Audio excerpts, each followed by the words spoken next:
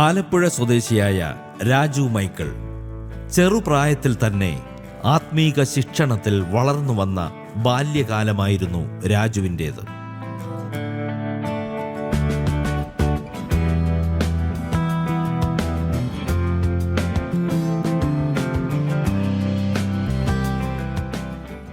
ആയിരത്തി 1986 ഇന്ത്യൻ ആർമിയിൽ പ്രവേശിച്ച ഇദ്ദേഹം വടക്കേ ഇന്ത്യയുടെ വിവിധ ഭാഗങ്ങളിൽ സേവനം ചെയ്തു.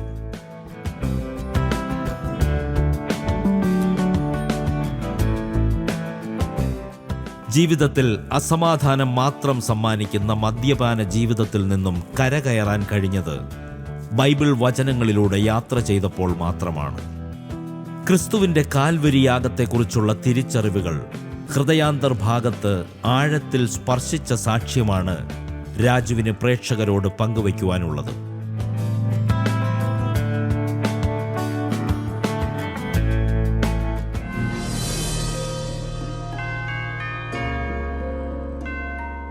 എൻ്റെ മാതാപിതാക്കൾക്ക് 5 മക്കളിൽ ഞാൻ ഇളയ മകനായിട്ടാണ് ആ കുടുംബത്തിൽ ജനിക്കുന്നത്. എനിക്ക് 2 ജ്യേഷ്ഠന്മാരും 2 ചേച്ചിമാരുമുണ്ട്. എൻ്റെ ഭവനത്തിൽ എൻ്റെ രണ്ടാമത്തെ ആളെന്ന് പറയുന്നത് എൻ്റെ ജ്യേഷ്ഠനാണ്. എൻ്റെ അമ്മയുടെ ആങ്ങള ആർമിയിലായിരുന്നതുകൊണ്ട് എൻ്റെ ജ്യേഷ്ഠനെ ഞങ്ങളുടെ അന്നത്തെ സാഹചര്യം വളരെ ബുദ്ധിമുട്ടിലൂടെ പോകുന്നത് കണ്ടുകൊണ്ട് എൻ്റെ അമ്മയുടെ ആങ്ങള എൻ്റെ ജ്യേഷ്ഠനെ പട്ടാളത്തിൽ കൊണ്ടുപോകാനിടയായി. അങ്ങനെ എൻ്റെ ജ്യേഷ്ഠൻ ഏകദേശം ഒരു 10-17 വർഷം 15-17 വർഷത്തിനുള്ളിൽ എൻ്റെ ജ്യേഷ്ഠൻ റിട്ടയർ ചെയ്ത് നാട്ടിൽ വരുവാനിടയായി തീർന്നു. അങ്ങനെ എൻ്റെ ജ്യേഷ്ഠൻ ആർമിയിലായിരുന്നതുകൊണ്ട് അപ്പോൾ ആ സർവീസ് താൻ ചെയ്യുന്ന കാലയളവിൽ എനിക്കും ഒരാഗ്രഹം, എൻ്റെ ജ്യേഷ്ഠൻ പട്ടാളത്തിലാണല്ലോ, എനിക്കൊന്ന് പോകണം. അപ്പോൾ ഞാൻ അതിക്ക് മുൻപ് ഞാൻ ഈ ജനിച്ചു വളർത്തപ്പെട്ട് ഇങ്ങനെ പോകുമ്പോഴേ എൻ്റെ പിതാവ് ദിവസവും കുർബാനയ്ക്ക് പോകുന്ന ഒരു ശീലമുണ്ടായിരുന്നു. അപ്പോൾ എൻ്റെ പിതാവിനൊരു ആഗ്രഹം, അവിടുത്തെ പള്ളിയിൽ കൊച്ചു പിള്ളേർ നിന്ന് അച്ഛൻ്റെ കൂടെ ഇടതും വലതും നിന്നുകൊണ്ട് അൾത്താര ബാല ശുശ്രൂഷ ചെയ്യുന്ന ആ ഭക്തിയോടെയുള്ള ആ ഒരു അനുഭവം കണ്ടുകൊണ്ട് എൻ്റെ പിതാവിനും ആഗ്രഹമുണ്ടായി, എൻ്റെ മോനെ അവിടെ കൊണ്ടാക്കണം, അവൻ ചെറുപ്രായം മുതലേ ഭക്തിയോടെ വളർന്നു വരണം. അപ്പോൾ അങ്ങനെ ഞാൻ വളരെ എൻ്റെ ചെറുപ്രായത്തിൽ ഭക്തിയോടെയാണ് ഞാൻ വളർന്നു വന്നത്. ഒരു സിറിയൻ കാത്തലിക് ബാക്ക്ഗ്രൗണ്ടിലാണ് ഞാൻ ജനിച്ചു വളർത്തപ്പെട്ടത്. അങ്ങനെ എൻ്റെ ജ്യേഷ്ഠൻ ആർമിയിലായിരുന്നതുകൊണ്ടും എനിക്ക് ഒരു ആഗ്രഹം, എനിക്ക് പട്ടാളത്തിൽ കയറണം. അങ്ങനെ എൻ്റെ 17.5 വയസ്സിൽ 1986 എൻ്റെ 17.5 വയസ്സിൽ എനിക്ക് ആർമിയിൽ ജോയിൻ ചെയ്യുവാൻ സ്വർഗത്തിലെ ദൈവം എനിക്ക് ഭാഗ്യം തന്നു. സാധാരണ ആർമിയിൽ ജോയിൻ ചെയ്യുമ്പോൾ എല്ലാവർക്കും ഓരോ ട്രേഡ് കൊടുക്കും. അപ്പോൾ ആ ട്രേഡിനനുസരിച്ചായിരിക്കും പിന്നീടുള്ള ട്രെയിനിങ്. ആദ്യം ഒരു ബേസിക് ട്രെയിനിങ് ഉണ്ടാവും, അത് എല്ലാ പട്ടാളക്കാർക്കും ഉള്ളതാണ്. പക്ഷേ ബേസിക് ട്രെയിനിങ് കഴിയുമ്പോൾ അവർ ജോയിൻ ചെയ്യുന്ന സമയത്ത് എന്ത് ട്രേഡാണോ അവർക്ക് കൊടുത്തത് ആ ട്രേഡിൻ്റെ ട്രെയിനിങ് നടക്കും. ഞാനൊരു ഡ്രൈവറായിട്ടാണ് ഞാൻ പട്ടാളത്തിൽ എനിക്ക് ഡ്രൈവറായിട്ടാണ് എനിക്ക് ട്രേഡ് കിട്ടിയത്. അങ്ങനെ ഞാൻ എൻ്റെ ബേസിക് ട്രെയിൻ ഞാൻ മധ്യപ്രദേശ് ജബൽപൂർ എന്ന് പറയുന്ന സ്ഥലത്താണ് എൻ്റെ ട്രെയിനിങ് നടന്നുകൊണ്ടിരുന്നത്. അങ്ങനെ എൻ്റെ ട്രെയിനിങ് എല്ലാം കഴിഞ്ഞു, ബേസിക് ട്രെയിനിങ് കഴിഞ്ഞു. 6 മാസം ബേസിക് ട്രെയിനിങ് കഴിഞ്ഞിട്ട് നാട്ടിൽ 1 മാസത്തേക്ക് ലീവിന് പോകും. ലീവ് കഴിഞ്ഞ് പിന്നെ മടങ്ങി വരും. അതിനുശേഷം ടെക്നിക്കൽ ഡ്രൈവർ ട്രേഡിൻ്റെ ട്രെയിനിങ്ങും കഴിഞ്ഞു. അങ്ങനെ ഞാൻ ട്രെയിനിങ് എല്ലാം കഴിഞ്ഞപ്പോൾ എൻ്റെ ആദ്യത്തെ ട്രാൻസ്ഫർ വന്നത് വെസ്റ്റ് ബംഗാൾ സുക്ന എന്ന് പറയുന്ന ഒരു സ്ഥലത്താണ്. സില്ലിഗുഡി സുക്ന എന്ന് പറയുന്ന ലൊക്കേഷനിലാണ് ഞങ്ങളുടെ ആർമി യൂണിറ്റ് ഉണ്ടായിരുന്നത്. അവിടെ ഞാൻ പോയി. അതിനുശേഷം എനിക്ക് അവിടുന്ന് ലേ ലഡാക്ക് എന്ന് പറയുന്ന ജമ്മു കാശ്മീരിന് മുകളിൽ ലേ ലഡാക്ക് ഐസൊക്കെ വീഴുന്ന സ്ഥലത്താണ് എൻ്റെ ട്രാൻസ്ഫർ വന്നത്. അപ്പോൾ അങ്ങനെ ഞാൻ ഡ്രൈവറായിട്ട് ഇങ്ങനെ ജോലിക്ക് പോയിക്കൊണ്ടിരിക്കുമ്പോൾ പഴയ ഡ്രൈവർമാരുടെയൊക്കെ ഞങ്ങൾ ഇങ്ങനെ ഒന്നിച്ച്, ഞങ്ങളുടെയൊക്കെ ഡിപ്പാർട്ട്മെൻ്റ് എന്ന് പറഞ്ഞാൽ ലോഡ് സാധനങ്ങൾ വലിയ വണ്ടിയിൽ ലോഡ് പട്ടാളത്തിനുള്ള റേഷൻ അല്ലെങ്കിൽ ആംസ്, തോക്കുകൾ, ആംനേഷൻ, വെടിയുണ്ടകൾ, ഇതൊക്കെ സമയാസമയങ്ങളിൽ ഓരോ സ്ഥലങ്ങളിൽ എത്തിക്കുക. അപ്പോൾ തന്നെ പട്ടാളത്തെ ഒരു സ്ഥലത്ത് നിന്ന് മറ്റൊരു സ്ഥലത്തേക്ക് അവരെ കൊണ്ട് എത്തിക്കുക. ഇങ്ങനെയുള്ള ഡ്യൂട്ടിയാണ് ഞങ്ങളുടെ സാധാരണ നടക്കുന്നത്. അങ്ങനെയുള്ള ഒരു ഡിപ്പാർട്ട്മെൻറ്റിലാണ് ഞാൻ ജോലി ചെയ്തു വന്നത്. അങ്ങനെ ഒരു ഒരു ഒരു സമയം തന്നെ 50, 60, 70 വണ്ടിയൊക്കെ ഒറ്റയടിക്ക് മൂവ്മെൻ്റ് ആകുന്ന ഒരു ജമ്മു കാശ്മീരിലൊക്കെ അങ്ങനെയാണ് ഞങ്ങളുടെ ഡിപ്പാർട്ട്മെൻറ്റിലെ ഡ്യൂട്ടിയൊക്കെ നടക്കുന്നത്. അപ്പോൾ ഒന്നിച്ച് കാൺവായ് എന്നാണ് അതിന് പറയുന്നത്. അപ്പോൾ ഇങ്ങനെ കാൺവായ് ആയിട്ട് ഇങ്ങനെ ഒരു സ്ഥലത്ത് നിന്ന് മറ്റൊരു സ്ഥലത്ത് ഏതെങ്കിലും യൂണിറ്റിൻ്റെ ഒരു യൂണിറ്റിനെ ഇൻഫൻട്രി ഫൈറ്റിംഗ് ഫോഴ്സ് ഉണ്ട്, അവരെയൊക്കെ ഒരു യൂണിറ്റിനെ മൂവ്മെൻറ്റ് ചെയ്യേണ്ടതായിട്ട് വരും. അപ്പോൾ ഞങ്ങൾക്ക് ഡീറ്റെയിൽ കിട്ടും. 20 വണ്ടി അല്ലെങ്കിൽ 30 വണ്ടി അങ്ങനെ ഒന്നിച്ച് ചെന്ന് ആ യൂണിറ്റിലെ കംപ്ലീറ്റ് സാധനങ്ങളുമായിട്ട് അവരെയും കൊണ്ട് നമ്മൾ അവർക്ക് കിട്ടിയിരിക്കുന്ന ഫോർവേഡ് ലൊക്കേഷനിൽ കൊണ്ട് എത്തിക്കുക. അപ്പോൾ അങ്ങനെ ഇങ്ങനെ ഞങ്ങൾ യൂണിറ്റിൻ്റെ ഡ്യൂട്ടിക്ക് വേണ്ടി ചെല്ലുമ്പോൾ ഞങ്ങൾ അവിടെ ചെന്ന് കഴിഞ്ഞാൽ പിന്നെ ഡ്രൈവർമാരെ വളരെ ആദരിക്കും. കാരണം ഞങ്ങൾ വേറൊരു ഡിപ്പാർട്ട്മെൻറ്റാണ്, ഞങ്ങൾ അവർക്ക് വേണ്ടി ഡ്യൂട്ടിക്ക് ചെന്നതാണ്. അപ്പോൾ അവരെ ആദരിക്കുന്ന സന്തോഷമെന്ന് പറഞ്ഞാൽ പട്ടാളത്തിൽ മദ്യം കൊടുത്താണ് സന്തോഷിപ്പിക്കുക. എല്ലാ പട്ടാളക്കാർക്കും മദ്യം കിട്ടുന്നത് ഭയങ്കര സന്തോഷമാണ്. അപ്പോൾ പട്ടാളത്തിൽ രണ്ടാമത് കാലാവസ്ഥ അതുപോലുള്ള കാലാവസ്ഥയാണ്, തണുപ്പുള്ള ഏരിയകളാണ്. അവിടെ മദ്യപിക്കാതെ നിൽക്കാൻ പറ്റാത്ത ഒരു സാഹചര്യമുണ്ട്. അപ്പോൾ അങ്ങനെ ഞങ്ങൾക്ക് മദ്യമൊക്കെ തരും. അപ്പോൾ ഡ്രൈവർ കമ്പാർട്ട്മെൻറ്റിൽ ഏതെങ്കിലും ഒരു വണ്ടിയിൽ ഡ്രൈവർ കമ്പാർട്ട്മെൻറ്റിൽ ലൈറ്റൊക്കെ തെളിച്ച് ഞങ്ങൾ ഡ്രൈവർമാരെല്ലാവരും കൂടെ പല വണ്ടികളിൽ ഒരു വണ്ടിയിൽ 5, 6 പേരെ കൂടെ ഇരുന്ന് ആഹാരമൊക്കെ കൊണ്ടുവന്ന് മദ്യം ഒഴിച്ച് അങ്ങനെ കുടിച്ച് വളരെ സന്തോഷിച്ച് ഇങ്ങനെ പോകും. അങ്ങനെ ചിലർ കൂടുതൽ കുടിക്കും, ചിലർ കുറച്ച് കുടിക്കും, ചിലർ അന്നേരം തന്നെ ഛർദ്ദിക്കുന്നത് കാണാം. എങ്കിലും എല്ലാവരും കഴിച്ച് പിരിപാടായി അവരവരുടെ വണ്ടിയിൽ കിടക്കും. പിന്നെ നേരം വെളുക്കുന്ന അറിയത്തില്ല, രാവിലെ ആയി, പിന്നെ വണ്ടി മെയിൻ്റനൻസ് ചെയ്ത് പിന്നെയും ഈ ഡ്യൂട്ടി തുടരുകയാണ്. അങ്ങനെ പോകുമ്പോഴാണ് 1996 നമ്മുടെ പ്രധാനമന്ത്രി BP സിംഗ് പ്രധാനമന്ത്രിയായിട്ടിരിക്കുന്നത് 1990 ഈ മിലിറ്റൻസി ഉഗ്രവാദികളുടെ ശല്യം നമ്മുടെ രാജ്യത്ത് വന്നു. അങ്ങനെ 1990 മിലിറ്റൻസി സ്റ്റാർട്ടായപ്പോൾ ഈ പ്രധാനമന്ത്രി BP സിംഗിൻ്റെ കാലയളവിൽ താൻ ഒരു കാര്യം ചെയ്തു. ഡിഫൻസിന് പട്ടാളക്കാരെ പല ഡിപ്പാർട്ട്മെൻറ്റുകളിൽ നിന്നും പട്ടാളക്കാരെ ശേഖരിച്ചിട്ട് രാഷ്ട്രീയ ഡെപ്യൂട്ടേഷൻ എന്ന് വേണേൽ പറയാം, എല്ലാ ഡിപ്പാർട്ട്മെൻറ്റുകളിൽ നിന്നും പട്ടാളക്കാരെ ഒന്നിപ്പിച്ചിട്ട് അതിന് രാഷ്ട്രീയ റൈഫിൾ എന്ന് പറയുന്ന ഒരു പേര് കൊടുത്തുകൊണ്ട് രാഷ്ട്രീയ റൈഫിൾ എന്ന് പറഞ്ഞാൽ ഉഗ്രവാദികളെ പിടിക്കുന്ന ടീമാണ്. അപ്പോൾ ആ രാഷ്ട്രീയ റൈഫിളിലേക്ക് എനിക്ക് ട്രാൻസ്ഫർ ചെയ്തു ഡ്രൈവറായിട്ട്. അപ്പോൾ അങ്ങനെ ആ രാഷ്ട്രീയ ഓരോ ബറ്റാലിയനും ഓരോ നമ്പറുണ്ട്. അങ്ങനെ ഇന്ന് ഒരുപാട് രാഷ്ട്രീയ റൈഫിൾ യൂണിറ്റുകളുണ്ട്, ഇന്നുമുണ്ട്. 93 ഞാൻ ട്രാൻസ്ഫറായി പോയി. പക്ഷേ 96 ഞാൻ ദൈവത്തെക്കുറിച്ച് കൂടുതൽ അറിയാം. അപ്പോൾ 93 ഞാൻ അവിടെ ചെന്നു, ഉഗ്രവാദികളുടെ കൂടെ ഇങ്ങനെ ഡ്യൂട്ടി ചെയ്തുകൊണ്ട് വന്നു. നേരം വെളുത്ത് അവരെയും കൊണ്ട് പോയി കഴിഞ്ഞാൽ പട്ടാളക്കാരെയും ചിലപ്പം 2 മണി രാത്രിയിലൊക്കെ ആയിരിക്കും പട്ടാളക്കാരെയും കൊണ്ട് പോകുന്നത്. കാരണം എവിടെയെങ്കിലും ഓർഡർ കിട്ടും, ഇന്ന ഗ്രാമത്തിൽ ഉഗ്രവാദികളുണ്ട്. അപ്പോൾ അവരെയും കൊണ്ട് നമ്മൾ ലൈറ്റൊന്നും ഇല്ലാതെ അതുപോലുള്ള ഡേഞ്ചറായിട്ടുള്ള സ്ഥലങ്ങളിൽ കൂടെയാണ് ആപ്പിൾ ഗാർഡനുകളും അതിൻ്റെ കൂടെയൊക്കെ ഇടയ്ക്കൂടെയൊക്കെ കാശ്മീരിൽ ബോർഡർ ഏരിയയിലൊക്കെ പോകുമ്പോൾ. അപ്പോൾ അങ്ങനെ പോകുമ്പോഴാണ് നമുക്ക് ലൈറ്റ് ഇല്ലാതെ പോകണം. ചിലപ്പം 48 മണിക്കൂറത്തെ ഓപ്പറേഷനായിരിക്കും. അപ്പോൾ കഴിക്കാൻ ആഹാരം എന്ന് പറഞ്ഞാൽ ലൈറ്റായിട്ടുള്ള ഗോതമ്പിൻ്റെ ഡയമണ്ട് പോലെ ഉണ്ടാക്കിയ ഇച്ചിരി ജീരകവും ഉപ്പൊക്കെ ഇട്ട് ഉണ്ടാക്കിയ ഡയമണ്ട് പോലുള്ള അത് 1 കിലോ 1/2 കിലോ ഒരു കിറ്റിനകത്ത് എല്ലാവർക്കും കൊടുക്കും. അതും കഴിച്ച് വെള്ളവും കുടിക്കണം. ഇതാണ് ആഹാരം.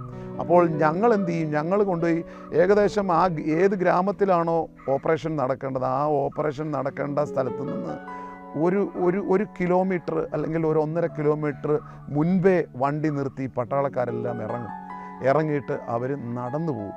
ഞങ്ങൾ ഈ ഇരുട്ടത്ത് ഡ്രൈവർമാരെല്ലാവരും കൂടെ, ഞങ്ങൾക്ക് വണ്ടിക്കകത്തിരിക്കാൻ ഓർഡറില്ല. കാരണം വണ്ടിക്കകത്തിരുന്ന് കഴിഞ്ഞാൽ മിലിറ്റൻ ആരെങ്കിലും വന്നു കഴിഞ്ഞാൽ നമ്മൾ പെട്ടുപോകും അതിനകത്ത്. അപ്പോൾ ഞങ്ങൾ ആപ്പിൾ ഗാർഡൻ്റെ ഇടയിലും അല്ലെങ്കിൽ ഏതെങ്കിലും മരത്തിൻ്റെ ചുവട്ടിൽ ഓരോരുത്തരായിട്ട് ഇങ്ങനെ ഞങ്ങൾക്ക് കൊണ്ട് ആ തോക്കുമായിട്ട് ഞങ്ങളിങ്ങനെ ഡ്യൂട്ടി ചെയ്ത് അങ്ങനെ പോയിക്കൊണ്ടിരുന്നു. അങ്ങനെ 93 തൊട്ട് 96 വർഷമായപ്പോൾ രാഷ്ട്രീയ റൈഫിളിൽ നിന്ന് എനിക്ക് ട്രാൻസ്ഫർ വന്നില്ല, ട്രാൻസ്ഫർ വരാൻ സമയമായി. അപ്പോൾ അങ്ങനെ ഇരിക്കുമ്പോഴാണ് ഞാൻ പിന്നെ വലിയ വണ്ടി ഒക്കെ വിട്ട് പിന്നെ ചെറിയ വണ്ടി ഞങ്ങളുടെ കമാൻഡിങ് ഓഫീസറുടെ വണ്ടി ഓടിക്കാൻ തുടങ്ങിയപ്പോൾ എൻ്റെ കമാൻഡിങ് ഓഫീസർക്ക് അപ്പോൾ ഞങ്ങൾ താമസിക്കുന്ന ലൊക്കേഷൻ എന്ന് പറയുന്നത് അവിടെ ഒരു ചാപ്പലുണ്ട്. ആ ചാപ്പൽ എല്ലാ ക്രിസ്ത്യാനികൾക്കും വരാം, ഹിന്ദുക്കൾ, പക്ഷേ ക്രിസ്ത്യാനികളുടെ ചാപ്പലാണ്. കുരിശൊക്കെ വെച്ച് എല്ലാ രൂപങ്ങളും ഒക്കെ വെച്ചിട്ടുണ്ട്, ബൈബിളും ഒക്കെ അവിടെ ഇരിപ്പുണ്ട്. അപ്പോൾ അവിടെ ഞാനും തോമസ് എന്ന് പറയുന്ന ഒരു കല്ലടക്കാരൻ, കിഴക്കേ കല്ലടക്കാരൻ എൻ്റെ കൂടെ ജോലി ചെയ്യുന്നുണ്ടായിരുന്നു. ഞങ്ങൾ രണ്ടുപേരും ഈ കമാൻഡിങ് ഓഫീസർ എവിടെ മൂവ്മെൻ്റ് ആയാലും 4-5 വണ്ടിയാണ് ഒന്നിച്ച് പോകുന്നത്. തോക്കുധാരികളായ പട്ടാളക്കാരൊക്കെ ആയിട്ട് കമാൻഡിങ് ഓഫീസർ പോകും. അപ്പം ഞങ്ങളുടെ വണ്ടി ഡ്യൂട്ടി കഴിഞ്ഞ് വൈകുന്നേരം വന്നിച്ച് വണ്ടിയൊക്കെ കഴുകിയിട്ടിട്ട് ഞങ്ങൾ ആ ചാപ്പലിൽ പോകും. ഞങ്ങൾ രണ്ടുപേരും പോയി ചാപ്പലിൽ പോയി മെഴുകുതിരിയൊക്കെ കത്തിച്ച് അങ്ങനെ ഞാനും തോമസും ഒക്കെ ആ ചാപ്പലിലൊക്കെ പോയിക്കൊണ്ടിരിക്കുമ്പോൾ അവിടെ ഒരു ഫിലിപ്പോസ് എന്ന് പറയുന്ന ഒരു സുബേദാർ റാങ്കുള്ള 2 സ്റ്റാറൊക്കെ വെച്ച സുബേദാർ റാങ്ക് എന്നാണ് പറയുന്നത്. സുബേദാർ റാങ്കിലുള്ള ഫിലിപ്പോസ് എന്ന് പറയുന്ന ഒരു അച്ചായനുണ്ടായിരുന്നു. അപ്പോൾ അദ്ദേഹം മിക്കവാറും ആ പള്ളിയിൽ വരും, അവിടെ ഇരുന്ന് പ്രാർത്ഥിക്കാറുണ്ട്. അദ്ദേഹം അവിടെ ഇരുന്ന് ബൈബിൾ വായിക്കാറുണ്ട്. അപ്പോൾ ചില സമയത്തൊക്കെ എനിക്ക് ഇപ്പോഴും ഓർമ്മയുണ്ട്, പിന്നെ യോനെക്കുറിച്ചുള്ള ഒരു സംഭവമൊക്കെ താൻ ബൈബിളിൽ നിന്ന് എടുത്ത് അതിൽ നിന്ന് ചില കാര്യങ്ങളൊക്കെ പറഞ്ഞു. പക്ഷെ അന്നൊന്നും നമുക്കൊരു പിടിയും കിട്ടിയില്ല. അങ്ങനെയാണ് എൻ്റെ കമാൻഡിങ് ഓഫീസറുടെ വണ്ടി മോഡിഫിക്കേഷൻ ചെയ്യണമെങ്കിൽ ശ്രീനഗറിൽ നിന്ന് 300 കിലോമീറ്റർ താഴെ ജമ്മു എന്ന് പറയുന്ന സ്ഥലത്തെ എന്തൊരു പണികളൊക്കെ നടക്കുന്നത്. കാരണം അവിടെയാണ് ജമ്മു കാശ്മീരിൻ്റെ ഏറ്റവും മെയിൻ സ്ഥലമെന്ന് പറയുന്നത് ജമ്മു എന്ന് പറയുന്ന സ്ഥലത്ത്. അവിടെയാണ് ശ്രീനഗറും അങ്ങനെയുള്ള സ്ഥലങ്ങളിൽ നിന്നൊക്കെ എന്ത് പണികൾ നടക്കണമെങ്കിലും എന്തെങ്കിലും വലിയ രീതിയിൽ പർച്ചേസ് ചെയ്യണമെങ്കിലും എല്ലാവരും ജമ്മുവിൽ വരണം. അപ്പോൾ ജമ്മുവിൽ പോകണം. അപ്പോൾ അവിടെ ഒരു യൂണിറ്റിൽ അറ്റാച്ച് ചെയ്തുകൊണ്ട് സാറിൻ്റെ ജീപ്പ് ഉള്ള കാലമാണെന്ന്. ആ ജീപ്പ് എടുത്തുകൊണ്ട് അത് മോഡിഫിക്കേഷൻ ചെയ്യാനായിട്ട് ജമ്മുവിൽ എന്നെ പറഞ്ഞു വിട്ടു. അങ്ങനെ ഞാൻ ജമ്മുവിൽ പോകുന്ന സമയത്ത് ഈ ഫിലിപ്പോ ചായൻ എന്നോട് പറഞ്ഞു, രാജു ഒരു കാര്യം ചെയ്യണം, നമ്മുടെ ഇവിടെ ക്രിസ്മസ് ഒക്കെ വരുമ്പോൾ ഇവിടെ ഞങ്ങൾ എല്ലാവരും ഇവിടെ ഫംഗ്ഷനൊക്കെ വെക്കാറുണ്ട്, പട്ടാള ഓഫീസർമാരൊക്കെ വരും, അങ്ങനെ പല ഭാഷക്കാരാണ് ഇവിടെ വരുന്നത്. അതുകൊണ്ട് എന്ത് ചെയ്യണം, നമുക്ക് ഒരു ഹിന്ദിയുടെ ഒരു 2 ബൈബിള്, മലയാളം, കന്നഡ, ഇങ്ങനെ 2-3 ബൈബിള് വാങ്ങിച്ചുകൊണ്ട് വരണം. നീ ജമ്മുവിൽ ചെല്ലുമ്പോൾ ജമ്മുവിൽ അവിടെ ഒരു ചർച്ചുണ്ട്, അവിടെ ചെന്ന് പറയണം, ആ ബൈബിൾ വാങ്ങിച്ചുകൊണ്ട് പറയണം, എൻ്റെ പേര് പറഞ്ഞാൽ മതി, പൈസയൊക്കെ തന്നു വിട്ടു. അങ്ങനെ ഞാൻ അവിടെ പോയി. അങ്ങനെ ജമ്മുവിന് ഞാൻ പോയി. അങ്ങനെ എനിക്ക് അഡ്രസ്സ് തന്ന രീതിയിൽ ഞാൻ അവിടെ ചെന്ന് ഞാൻ പുള്ളിയായിട്ട് കണ്ടു. അദ്ദേഹം എന്നോട് പറഞ്ഞു, പിന്നെ ചില കാര്യങ്ങൾ ബൈബിളിനെ കുറിച്ചുള്ള ഓരോ കാര്യങ്ങളൊക്കെ എന്നോട് ഇങ്ങനെ പറയാൻ തുടങ്ങി. വെള്ളിയാഴ്ച പ്രാർത്ഥനയ്ക്ക് വരണം, ഞായറാഴ്ച ആരാധനയ്ക്ക് വരണം എന്നൊക്കെ ഇങ്ങനെ പറഞ്ഞു തുടങ്ങി. അങ്ങനെ ഞാൻ അവിടെ പോയിക്കൊണ്ടിരിക്കുന്ന സമയത്ത് എൻ്റെ വണ്ടിയുടെ മോഡിഫിക്കേഷൻ ഏകദേശം ഒരു 3 മാസം അവിടെ ഉണ്ടായിരുന്നു. അങ്ങനെ ആ 3 മാസത്തിനോടിടയ്ക്ക് അവിടെ ഒരു പ്രാർത്ഥനയ്ക്കൊരു ആരാധനയ്ക്കൊരു ബേബി അങ്കിൾ എന്ന് പറയുന്ന ഒരു അങ്കിൾ ഉണ്ടായിരുന്നു. ഗ്രഫ് എന്ന് പറയുന്ന ഡിഫൻസിൻ്റെ തന്നെ ഒരു ഗ്രഫ് എന്ന് പറയുന്ന ഒരു ഡിപ്പാർട്ട്മെൻറ്റിൽ ജോലി ചെയ്യുന്ന ബേബി അങ്കിൾ. അപ്പോൾ ബേബി അങ്കിൾ ബൈബിളിൽ നിന്ന് ഓരോ കാര്യങ്ങളൊക്കെ എന്നോട് ഇങ്ങനെ പറയും. അപ്പോൾ ഇങ്ങനെ പറയുമ്പോൾ അതിൽ ഈ പുള്ളി ഒരുപാട് കാര്യങ്ങൾ എന്നോട് പറഞ്ഞിട്ടുണ്ട്. പക്ഷേ രാജുവിനറിയാമോ, നമ്മുടെ ശരീരം എന്ന് പറയുന്നത് ദൈവത്തിൻ്റെ ആലയമാണ്. ദൈവത്തിൻ്റെ ആലയമാണ് നമ്മുടെ ശരീരം. നമ്മൾ വിചാരിക്കുന്നത് പോലെ വലിയ ബിൽഡിങ്ങുകളൊന്നുമല്ല ദൈവത്തിൻ്റെ ആലയം, നമ്മുടെ ശരീരമാണ്. അപ്പോൾ അദ്ദേഹത്തിന് അറിയത്തില്ല ഞാൻ ഇതുപോലുള്ള ഒരു കുടിയനാണെന്നും. എന്ന് പറഞ്ഞാൽ ഞാൻ കുടിച്ചിട്ട് അങ്ങനെ മോശമായ രീതിയിലുള്ള പ്രവർത്തനമൊന്നും എനിക്കില്ല. എങ്കിലും എനിക്കിതിനോട് കുടിക്കുന്ന ഒരു ആഗ്രഹം എനിക്കുണ്ട്. എല്ലാ ദിവസവും കുടിക്കണം. അങ്ങനെയൊക്കെ പോകുന്ന സമയത്താണ് എന്തെന്നില്ലാത്ത ഒരു ആഗ്രഹം, ഇദ്ദേഹം പറഞ്ഞത് പിന്നെ ബൈബിളൊന്ന് വായിക്കണമെന്ന് എനിക്ക് തോന്നി. അങ്ങനെ ഞാനിങ്ങനെ ബൈബിൾ വായിച്ചുകൊണ്ടിരിക്കുമ്പോൾ ഇദ്ദേഹം പറഞ്ഞു, കൊരിന്ത്യർ ലേഖനത്തിൽ ബൈബിളിൽ ഒരു ഭാഗമുണ്ട്, 3-ാം അധ്യായം അതിൻ്റെ 16-ാം വാക്യത്തിൽ അറിയോ എഴുതിയിട്ടുണ്ട്, എന്നാ എഴുതിയിരിക്കുന്നത്, നിങ്ങൾ ദൈവത്തിൻ്റെ മന്ദിരമെന്നും ദൈവത്തിൻ്റെ ആത്മാവ് നിങ്ങളിൽ വസിക്കുന്നുവെന്നും നിങ്ങൾ അറിയുന്നില്ലയോ? ദൈവത്തിൻ്റെ മന്ദിരത്തെ, എൻ്റെ മന്ദിരത്തെ നശിപ്പിക്കുന്നവനെ ഞാൻ നശിപ്പിക്കും. എൻ്റെ മന്ദിരം വിശുദ്ധമല്ലോ, അത് നിങ്ങൾ തന്നെ. അത് എൻ്റെ ഹൃദയത്തെ വളരെ ടച്ച് ചെയ്തു.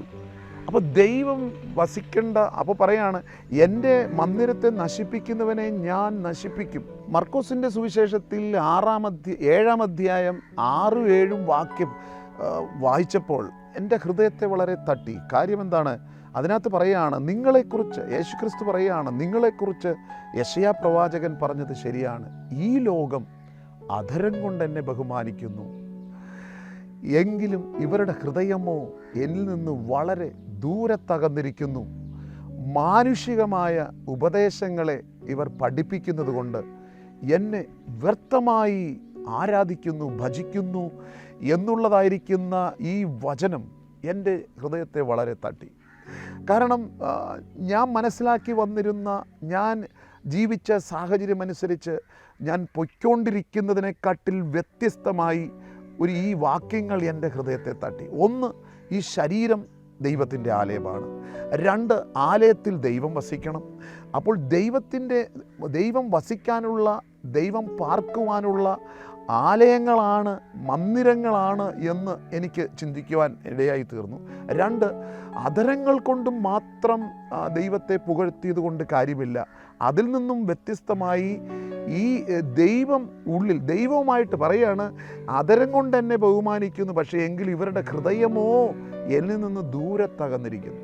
അപ്പോൾ ദൈവത്തിൽ നിന്ന് അധരങ്ങൾ കൊണ്ട് ദൈവത്തെ വളരെ പ്രസാദിപ്പിക്കുന്നുണ്ടെങ്കിലും ഞാൻ മനസ്സിലാക്കിയ കാര്യം ദൈവം ഒരുവനെ നോക്കുമ്പോൾ അവൻ്റെ ഹൃദയത്തിലേക്കാണ്.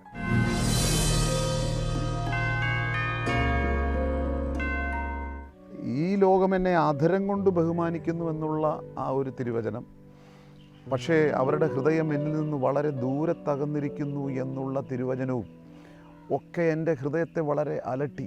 ഞാൻ ഇത്രയും കാലം ദൈവവുമായിട്ടൊരു ബന്ധമില്ലേ? അങ്ങനെ എനിക്ക് വചനം വായിക്കണമെന്നുള്ള ഒരാഗ്രഹം ഉണ്ടായി. അങ്ങനെ ബേബി അങ്കിൾ എനിക്കൊരു ബൈബിള് കൊണ്ട് തന്നു. അങ്ങനെ ബൈബിള് തന്ന് ഞാനിങ്ങനെ ബൈബിള് വായിച്ചുകൊണ്ടിരിക്കുമ്പോൾ കർത്താവിൻ്റെ സ്നേഹത്തെക്കുറിച്ചൊക്കെ ഞാൻ പഠിച്ചു. മനുഷ്യൻ്റെ അവസ്ഥ, മനുഷ്യൻ പാപിയാണ്. പാപിയായ മനുഷ്യനെ ബൈബിൾ പറയുന്നത് പാപത്തിൻ്റെ ശമ്പളം മരണമാണ്.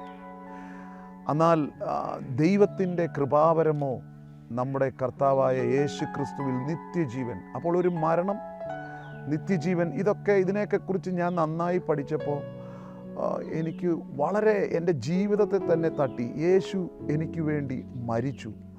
അപ്പോൾ ഞാൻ ആർത്തിയോടെ ബൈബിൾ വായിക്കാൻ തുടങ്ങി. യേശു എന്തിനു മരിച്ചു? യേശു ക്രിസ്തുവിൻ്റെ ക്രൂശീകരണം എന്തിന്? അങ്ങനെ ഞാനിത് പഠിച്ച് വന്നപ്പോൾ എൻ്റെ പാപങ്ങൾക്ക് വേണ്ടി, ഞാൻ പാപിയാണ്, സകല മനുഷ്യരും പാപിയാണ്, എൻ്റെ പാപങ്ങൾക്ക് വേണ്ടി ദൈവം തൻ്റെ പുത്രനെ നമുക്ക് എല്ലാവർക്കും വേണ്ടി ഏൽപ്പിച്ചു തന്നല്ലോ. സ്വന്തം മകനെ പോലും ആദരിക്കാതെ യേശു ക്രിസ്തുവിനെ ക്രൂശിക്കുവാനായിട്ട് പിതാവായ ദൈവം ഏൽപ്പിച്ചു കൊടുക്കുന്ന ആ ദൈവത്തിൻ്റെ സ്നേഹം ഞാനത് മനസ്സിലാക്കിയപ്പോൾ എൻ്റെ ഹൃദയത്തിൽ വളരെ വളരെ ആഴമായി തട്ടുവാനിടയായി തീർന്നു. അപ്പോൾ ഞാൻ മരിക്കണം, പാപത്തിൻ്റെ ശമ്പളം മരണമാണ്. അപ്പോൾ ദൈവം നമ്മോട് കാണിച്ച ബൈബിളിലൊരു വാക്യമുണ്ടല്ലോ, തൻ്റെ ഏകജാതനായ പുത്രനിൽ വിശ്വസിക്കുന്ന ഏവനും നശിച്ചു പോകാതെ നിത്യജീവൻ പ്രാപിക്കേണ്ടതിന് ദൈവം അവനെ നൽകുവാൻ തക്കവണ്ണം ലോകത്തെ സ്നേഹിച്ചു. അപ്പോൾ യേശു ക്രിസ്തു ഈ ഭൂമിയിൽ നമുക്ക് വേണ്ടി പിതാവായ ദൈവം തന്നത് നമ്മോടുള്ള, ലോകത്തിലുള്ള സകല മനുഷ്യരോടുള്ള ദൈവത്തിൻ്റെ മഹാസ്നേഹമായിരുന്നു. ഞാൻ ആ ക്രൂശീകരണത്തെക്കുറിച്ചൊക്കെ ഞാൻ മനസ്സിലാക്കിയപ്പോൾ അതിനകത്ത് പറഞ്ഞിരിക്കുന്നത്, ഈ യോഹന്നാൻ യേശുക്രിസ്തുവിനെ കണ്ടുകൊണ്ട് പറഞ്ഞു, ഈ ലോകം എന്നെ സകല ലോകത്തിൻ്റെയും പാപങ്ങളെ ചുമക്കുന്ന ദൈവത്തിൻ്റെ കുഞ്ഞാട്, സകല മനുഷ്യരുടെയും എൻ്റെയും ഉൾപ്പെടെ പാപങ്ങളെ ചുമന്നുകൊണ്ട് യേശു ക്രിസ്തു ക്രൂശിൽ കിടന്ന് പിടയ്ക്കുക, സ്വർഗത്തിലേക്ക് നോക്കുന്നു. ഈ വേദന കൊണ്ട് സകല മനുഷ്യരുടെയും പാപം ചുമന്നുകൊണ്ട് യേശു പിടഞ്ഞിട്ട് പിതാവ് എങ്കിലും നോക്കുമെന്ന് വിചാരിച്ചിട്ട് സ്വർഗത്തിലേക്കൊന്ന് നോക്കിയപ്പം ബൈബിൾ പറയുന്നേ, അവൻ മുഖം തിരിച്ചു കളഞ്ഞു. യേശു ക്രിസ്തു പറഞ്ഞത് ഇങ്ങനല്ലേ, ഏലി ഏലി ലമ്മ ശബക്താനി, എൻ്റെ ദൈവമേ നീ എന്നെ കൈവിട്ടതെന്ത്? അപ്പം നമുക്ക് വേണ്ടി നമ്മോടുള്ള സ്നേഹം നിമിത്തം യേശു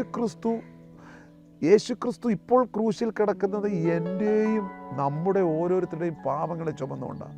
അപ്പോൾ പിതാവായ ദൈവം ഈ പുത്രനെ നോക്കുമ്പോൾ സകല മനുഷ്യരുടെയും പാപങ്ങളെ ചുമന്നുകൊണ്ടാണ് കിടക്കുന്നത്. അപ്പം ദൈവത്തിന് പാപവുമായിട്ട് യാതൊരു കോംപ്രമൈസും ഇല്ല. അങ്ങനെ ദൈവം തൻ്റെ പുത്രനെ വിട്ടുകളയുകയാണ്.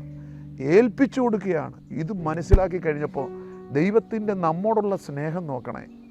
ബൈബിൾ പറയുന്നത് നമ്മൾ ബലഹീനരായിരിക്കുമ്പോൾ യേശു ക്രിസ്തു നമുക്ക് വേണ്ടി മരിച്ചു. നമ്മൾ പാപികളായിരിക്കുമ്പോൾ യേശു ക്രിസ്തു നമ്മൾക്ക് വേണ്ടി മരിച്ചു. നമ്മൾ ശത്രുക്കളായിരുന്നപ്പോൾ യേശു ക്രിസ്തു നമുക്ക് വേണ്ടി മരിച്ചു. ഇതേ ദൈവത്തിൻ്റെ സ്നേഹം നോക്കിക്കേ. നമ്മളെല്ലാം ദൈവത്തിൽ നിന്ന്, ഞാൻ എന്നെ തന്നെ ചിന്തിച്ചു, ദൈവത്തിൻ്റെ ഇത്ര വലിയ സ്നേഹം. ദൈവവുമായിട്ട് യാതൊരു ബന്ധവുമില്ല, ഹൃദയത്തിൽ ദൈവത്തിന് സ്ഥാനമില്ലാത്ത, ലോകപ്രകാരം ജീവിച്ച എന്നെ കർത്താവിന് വേണോ? എനിക്ക് വേണ്ടിയാണോ യേശു മരിച്ചതെന്നൊക്കെ ഞാനിത് മനസ്സിലാക്കി കഴിഞ്ഞപ്പോൾ എൻ്റെ ഹൃദയം തകർന്നു പോയി. അങ്ങനെ ഇത് മനസ്സിലാക്കി ഞാൻ എൻ്റെ ജീവിതത്തെ, കർത്താവേ, ഇനി ഞാൻ അങ്ങയുടെ ആലയമാകുന്ന എൻ്റെ ഹൃദയത്തിൽ എനിക്കിനി നിന്നെ മതി കർത്താവേ. ഇനി ഞാൻ ലോകപ്രകാരം ജീവിക്കില്ല. ഞാൻ ഈ മദ്യവും മയക്കും മരുന്നും ഒക്കെ സിഗരറ്റും വലിച്ച് ഇന്നും പല്ലേൽ എൻ്റെ കറ ഇപ്പോഴും മാറിയിട്ടില്ല.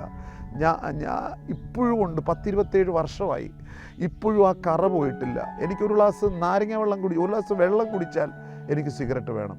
എനിക്ക് ടോയ്ലറ്റിൽ പോകണമെങ്കിൽ സിഗരറ്റ് വേണം. പക്ഷേ ഈ യേശു ക്രിസ്തുവിൻ്റെ ജമ്മു കാശ്മീരിൻ്റെ പ്രദേശത്ത് വെച്ച് ഞാൻ എൻ്റെ ജീവിതത്തെ യേശുവിന് ഞാൻ സമർപ്പിച്ചു. കർത്താവേ, ഇനി അങ്ങയുടെ ആലയമാകുന്ന എൻ്റെ ശരീരത്തെ ഞാൻ ഇങ്ങനെ ലോകപ്രകാരം പ്രവർത്തിച്ച് ഞാൻ നശിപ്പിക്കില്ല. കർത്താവേ, എന്നോട് ക്ഷമിക്കണമേ. ആ ക്രൂശീകരണത്തെക്കുറിച്ച്, യേശുവിനെക്കുറിച്ച് പറയുന്ന എൻ്റെ ഹൃദയത്തെ വളരെ തട്ടി. ദൈവം തൻ്റെ പുത്രനെ തകർത്ത് കളയാൻ ഏൽപ്പിച്ചു കൊടുത്തെന്ന എന്തിന്? എനിക്ക് വേണ്ടി, എന്നെ നീതിമാനാക്കാൻ, എന്നെ നിത്യ സൗഭാഗ്യത്തിലേക്ക് പ്രവേശിക്കുവാൻ, സ്വർഗത്തിൽ കൊണ്ടുപോകാൻ. അങ്ങനെ ഞാൻ എൻ്റെ കർത്താവിനെ എൻ്റെ ജീവിതത്തിൽ രക്ഷകനും നാഥനുമായി സ്വീകരിച്ച് എൻ്റെ ജീവിതം മുഴുവൻ ഞാൻ സമർപ്പിച്ചു.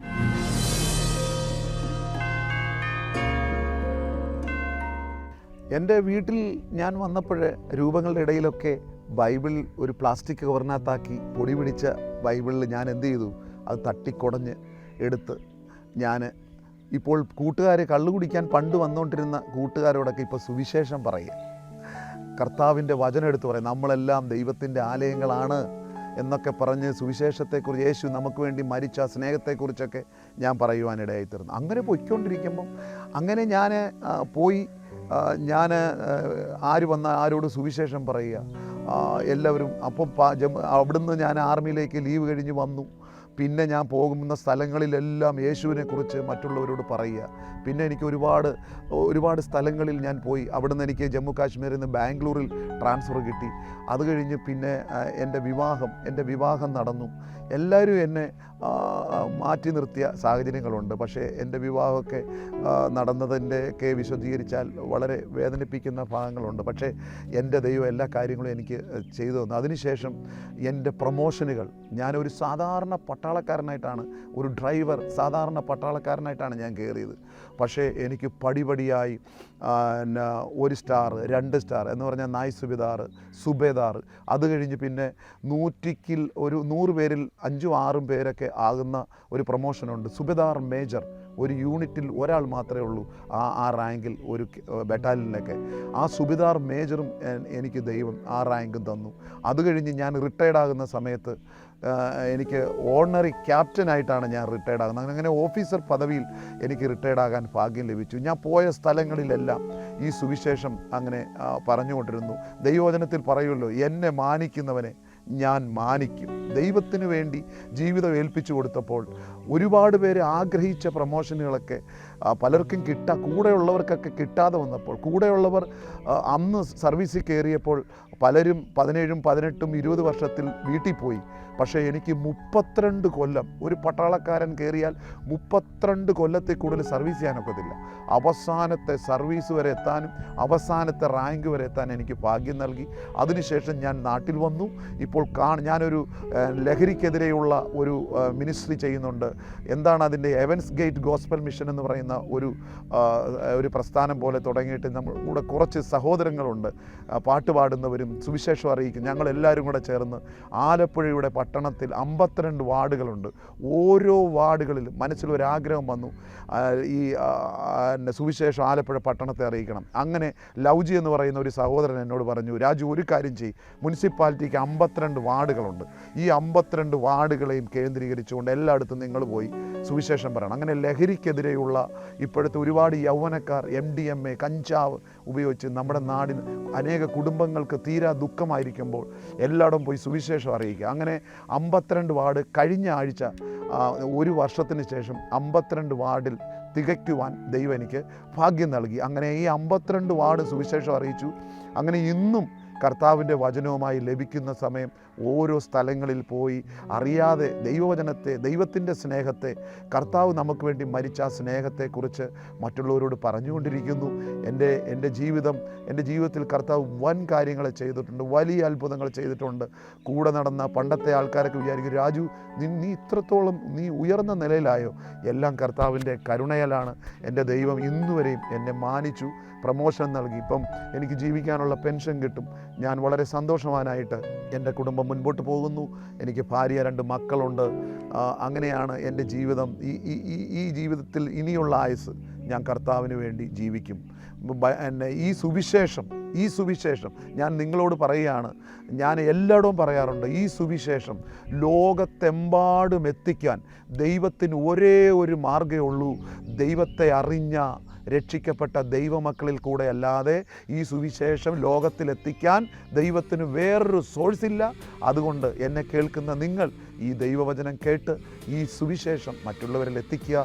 ദൈവം നിങ്ങളെല്ലാവരെയും അനുഗ്രഹിക്കട്ടെ. യേശുവിൻ സ്നേഹം പകർന്നിടുവാൻ, യേശുവിൻ സാക്ഷി